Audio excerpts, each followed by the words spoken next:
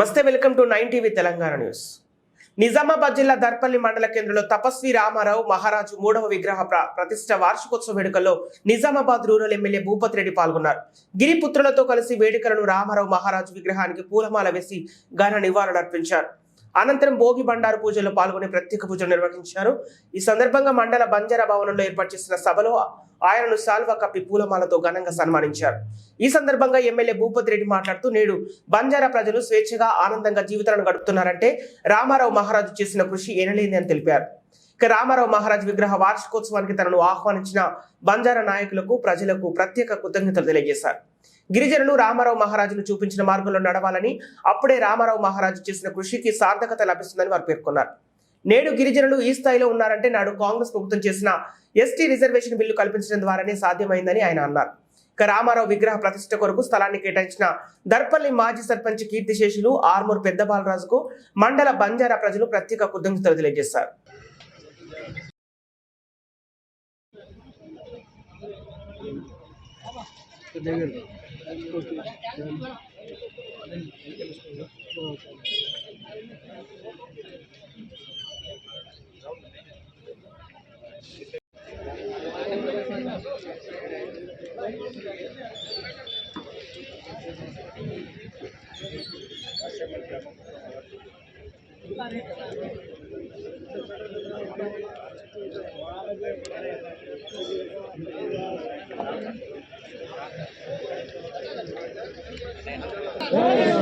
रामराव महाराज की जय। संते रामराव महाराज की जय।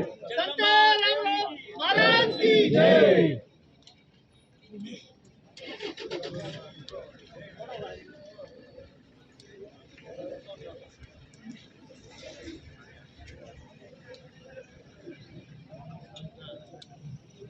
रामराव महाराज की जय। सेवालाल महाराज की जय। तपस्वी रामराव महाराज की जय। जगदंबा देवी माता की जय। మూడు వాళ్ళు ఉండదు ఇక్కడ ఉండదు ఉండదు అటవండి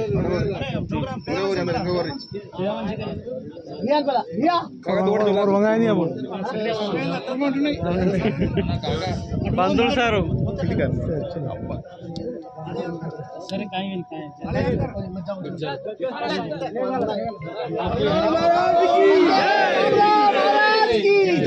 महाराज की जय। मां देवी की जय।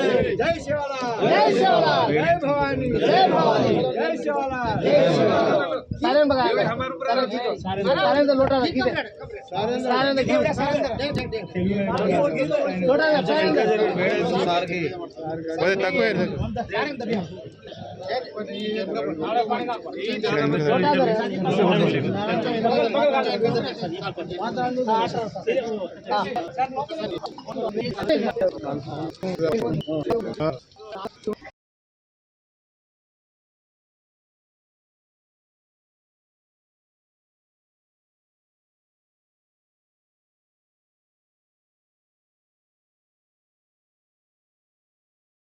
రాజు దయా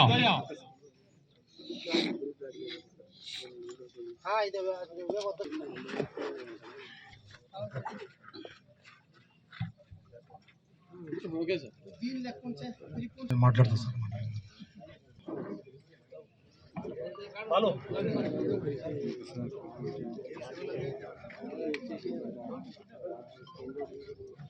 కిషన్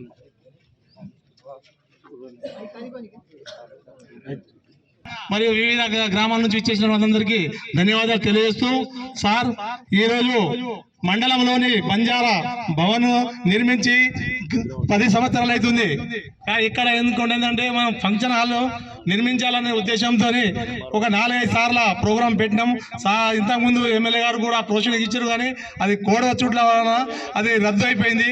ఫంక్షన్ హాల్ కొరకు మీ తరపున ఒక 20 లక్షల రూపాయలు మంజూరు చేయవలసిందిగా మనవి చేస్తా ఉన్నాం సార్. రెడ్డి గారు మరి మన దర్పల్లి మండల బంజారా సేవా సంఘ ఆధ్వర్యంలో మరి సంత్ సేవాలాల్ మహారాజ్ 285 జయంతి ఉత్సవాలు, మరి అదేవిధంగా మరి మన గురువు భారతదేశానికి గురువు వాడవాడల తాండల ఇలా మనం చైతన్యవంతులై ఈ స్టేజ్కి వచ్చి ఇక్కడ బంజారా భవన్ నిర్మించుకొని మనము ఇలా ఇంత పెద్ద కార్యక్రమాన్ని జరుపుకుంటున్నామంటే ఈ చైతన్యము తెచ్చినటువంటి వారి యొక్క వార్షికోత్సవానికి మరి ఇవాళనే ఉంది. మరి ఈ కార్యక్రమానికి విచ్చేసినటువంటి మరి గౌరవనీయులు మాజీ జడ్పీటీసీ గారు, మరి మా గురువులు, ఈ ప్రాంతంలో సీనియర్ నాయకుడు అయినటువంటి సక్రి నాయక్ గారు, మరి నాతోటి వచ్చేసినటువంటి మన జిల్లా బంజారా సేవా సంఘ అధ్యక్షులు చంద్రు నాయక్ గారు, అదేవిధంగా గౌరవనీయులు కాంగ్రెస్ పార్టీ కిసాన్ అధ్యక్షులు మరి గంగారెడ్డి గారు, మరి ఎక్స్ ఎంపీపీ యాదగిరి గారు, కిషన్ గారు, రాజు నాయక్ గారు, తుకారాం గారు, మరి ఇక్కడ మండల అధ్యక్షులు మరి లాల్ సింగ్ గారు, అదేవిధంగా లక్ష్మణ్ గారు, గౌరవనీయులు ఆర్డీఓ గారు, ఎంఆర్ఓ గారు, మరి మిత్రుడు గంగారెడ్డి గారు, శేఖర్ గౌడ్ అన్న గారు, మరి సుభాష్ అన్న గారు, మరి ఇద్దరు మరి డిచ్పల్లి అధ్యక్షులు, మరి దర్పల్లి మన ఫంక్షన్ హాల్ కు మరి సరిపడా ఈ 5 ఏళ్లలో మనం ఒకటే ఫంక్షన్ హాల్ మీ ఆధ్వర్యంలో ఇక్కడ నిర్మాణమై ఈ దర్పల్లి మండల బంజారా సేవా సంఘం ఆధ్వర్యంలో ఈ కార్యక్రమం చేయాలి. మీ ఆధ్వర్యంలో ఈ కార్యక్రమం కాదు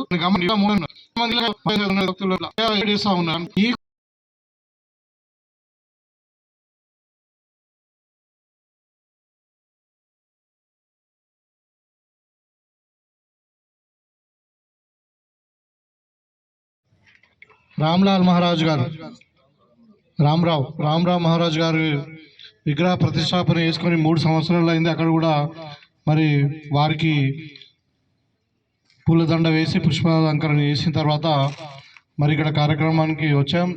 ఈ కార్యక్రమానికి మరి జిల్లా పెద్దలు మీ సోదరులందరూ కూడా అంటే తారాచంద్ర నాయక్ గారికి, చంద్ర నాయక్ గారికి, సడన్గా యాదగిరి గారికి, మన రాజు గారికి, సక్రే నాయక్ గారి పెద్దలు వారికి, మరి నాతో పాటు వచ్చినటువంటి కాంగ్రెస్ శ్రేణులైనటువంటి ముప్ప గంగారెడ్డి గారికి, శేఖర్ గౌడ్ గారికి, మరి సుభాష్ గారికి, మనోహర్ రెడ్డి గారికి, మన సంతోష్ రెడ్డి గారికి, నవీన్ గౌడ్ గారికి, మరియు అధికారులు ఆర్డీఓ గారికి, ఎంఆర్ఓ గారికి, సోదరులారా సోలల్ గారికి, మంత్యా గారికి, ఇట్లనే చాలామంది ఉన్నారు. పేరున దయచేసి ఎవరు తప్పు పట్టుకోవద్దు. మీ అందరు కూడా నమస్కారాలు. రామ్.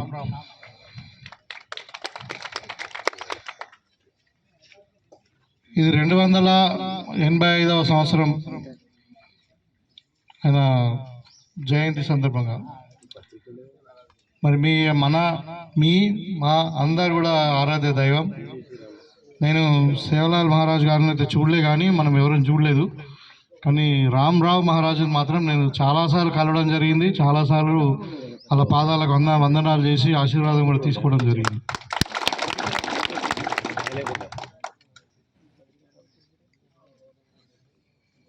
అయితే ఈరోజు ముఖ్యంగా మన కాన్స్టిట్యున్సీలో 15వ తారీఖు పెద్దలు తారాచంద్ గారు వీళ్ళందరూ కూడా ఎప్పుడైతే అది ఉండేనో మనకు ఇందల్వాయి డిచ్పల్లి మండలంలో ఈ కార్యక్రమం చేయడం జరిగింది. నేను కొంచెం నా పర్సనల్ వర్క్ ఉండడం వల్ల, కొంచెం ఇంట్లో శుభకార్యం ఉండడం వల్ల నేను రాలేకపోయి, కొంచెం నేను 22nd తర్వాత పెట్టుకుందాం అన్నప్పుడు 22nd నాడు మీరు అందరూ కూడా అడిగి మరి ఇక్కడ మనకు సిరికొండలో కలిసి అది అధికారికంగా ఈ ప్రోగ్రాం నిర్వహించుకుంటున్నాం. ఈ సందర్భంగా మీకు అందరు కూడా, ముఖ్యంగా బంజారా సోదరులు అందరూ కూడా, మా మిత్రులందరూ కూడా ధన్యవాదాలు, శుభాకాంక్షలు. అసలు గిరిజన అనేవాళ్ళం వాళ్ళని అసలు సిటీలకు కానీ మనము గ్రామాలకు కానీ మన అడవి నుండి రోడ్డు మీద తీసుకొచ్చిన పార్టీ అంటే కాంగ్రెస్ పార్టీ. చెప్పడం కాదు, మీరందరూ కూడా ఒకప్పుడు గిరిజన రిజర్వేషన్లో లేకుండే, మీరందరికీ గిరిజనుల దాంట్లో లేకుండా రిజర్వేషన్ లేకుండే. గిరిజనులకు రిజర్వేషన్ అంటే ఎస్టీలలో కలిపి, షెడ్యూల్ ట్రైబ్లో కలిపి దానికి మీకు రిజర్వేషన్ కల్పించిన ఘనత కాంగ్రెస్ పార్టీదే. అంటే మనం గతం మర్చిపోదు, మనం ఎల్పిఎస్లో మర్చిపోదు. పెద్దల సామెత ఉంది ఒకటి, అన్నం పెట్టినోడు మర్చిపోయినా కానీ అన్నం తిన్న జాగా గుర్తుండాలని. అంటే మన జీవితాలు మరి అడవి నుండి రోడ్డు మీద తీసుకురావడం కానీ, లేకుంటే పట్టణాలకు తీసుకురావడం కానీ, మనం చదువుకొని ఉద్యోగాలు, డాక్టర్లు, ఇంజనీర్లు, మరి లాయర్లు ఎంతమంది ఇక్కడ ఉన్న స్థానాల్లో అందరు ఉన్నారు. అందరూ కూడా మనము ఉన్నామంటే అది నిజంగానే కాంగ్రెస్ పార్టీ పుణ్యం. మీకు ఇవాళ పొలాలు ఇచ్చినా అంటే భూములు ఇచ్చినా మరి ఇండ్లు ఇచ్చినా ఏదైనా కానీ నాకు ఇప్పుడు ఇవాళ మనకి పొడి భూముల సమస్య ఎక్కడికి వెళ్ళి వచ్చింది? అది ఈ ధరణి చేయబట్టి ఉన్న భూమిని గుంజుకొని ఇప్పుడు మన భూమి మనకి ఇవ్వమంటే 14 తిప్పలు పెడుతున్నారు. ఇప్పుడు ఇంకా అక్కడ ఒక రైతు కలిసిండు. ధరణిలో మొన్న ఇచ్చినటువంటి కొత్త పాస్బుక్లకు కూడా బ్యాంకులలో లోన్లు ఇస్తారు. గవర్నమెంట్ ఇచ్చిన పాస్బుక్లే మళ్ళీ కొత్త పార్ట్ బిలో ఉండి మళ్ళీ అన్ని రెక్టిఫై చేసి దానికి కమిటీలు వేసి అదేసి ఇదేసి ఆర్డీఓ గారు ఇచ్చిన కలెక్టర్ గారు ఇచ్చిన అవి పాస్బుక్లకే మళ్ళీ లోన్ ఇస్తలేరు. ఇప్పుడు దున్నుకొని ఇస్తలేరు ఇంకా కొన్ని కదా. అంటే ఈ సమస్యలన్నీ లేని సృష్టించి ఇంకా ఇబ్బంది పెట్టడం తప్పితే కాంగ్రెస్ ప్రభుత్వం ఏమో పేదోళ్ళ భూములు ఇవ్వాలని భూములు వంచిన అటవీ వాళ్ళ శాఖతో కన్జర్వేటివ్ అదే సమ్ యాక్ట్ ద్వారా లాంగ్ బ్యాక్ ఇవాళ మీకు ఉన్న భూములు గుంజుకుంటుంది. అయితే ఈ పరిస్థితిలో మేము అందరం ఉన్నాం అక్కడ. సీఎం గారి దగ్గర ఉన్నప్పుడు మన బంజారా సోదరులు మా ఎమ్మెల్యేలు అందరూ వచ్చి అడిగినప్పుడు మొత్తం కూడా మీకు ఏదైతే పొడుగుల సమస్య ఉందో ఖచ్చితంగా ఇప్పుడు ధరణి రీఆర్గనైజేషన్ అవుతుంది. అట్లా పెద్దలు బట్టి విక్రమార్ గారి ఆధ్వర్యంలో ఒక సబ్ కమిటీ వేశారు. దానికి సీరియస్గానే నడుస్తుంది. అది త్వరలోనే ధరణిలో కూడా మార్పులు చేర్పులు చేయడమా లేకుంటే ధరణి రీఆర్గనైజ్ చేసి కొత్త చట్టం తేవడమా దాంట్లో అమెండ్మెంట్ తీసుకురావడమా చేసి పక్కా 100% మీ పోడు భూములు మీకు పట్టాలు హక్కు పత్రాలు కల్పించిస్తాం. అదేవిధంగా శివలాల్ మహారాజ్ గారి జయంతి సందర్భంగా మరి బంజారా సోదరులు అందరూ కూడా పండగలాగా సెలబ్రేట్ చేసుకుంటారు కాబట్టి వాళ్ళకు పాఠశాలకు దీనికి రెసిడెన్షియల్ స్కూల్కు నేను ఫౌండేషన్ వేసి వచ్చాం. అంటే ఈ రెసిడెన్షియల్ స్కూల్ కూడా స్టార్ట్ చేసింది కూడా కాంగ్రెస్ పార్టీ. ఇవాళ బీజేపీ వాళ్ళు మాట్లాడుతున్నారు, మీరు అందరూ కూడా గమనించాలా. నేను ఎమ్మెల్సీగా 3 ఏళ్ళు ఉన్నప్పుడే నాకు తెలిసి 99% తాండాలలో అంతో ఇంతో 1 లక్షలో 2 లక్షలు 3 లక్షలు ఇచ్చినాం నాకున్న చిన్న ఫండ్ ద్వారా.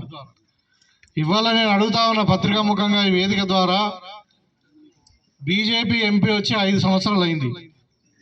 ఒకసారి గమనించండి, మన దగ్గర 100 హ్యాబిటేషన్స్ ఉంటాయి. మన కాన్స్టిట్యూన్సీ మన నియోజకవర్గంలో 100 తాండాలు ఉంటాయి, 70 గ్రామ పంచాయతీలు ఉన్నాయి.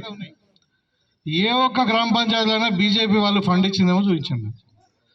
ఇవాళ మేము వచ్చి 3 ఏళ్ళు అయింది, 3 నెలలు అయింది. మళ్ళీ ఇప్పుడు 3 నెలలు కూడా కాలే. ఇంకా మీకు ఇవాళ ఎన్ఆర్జీఎస్ పేరు మీద ఏదో ప్రతి తాండాలు ఇవాళ సీసీ రోడ్లు నడుస్తూ ఉన్నాయి. మీరు అందరూ తెలుసు, మీకు అందరు కూడా మీ చేతిలోనే జరుగుతూ ఉంది.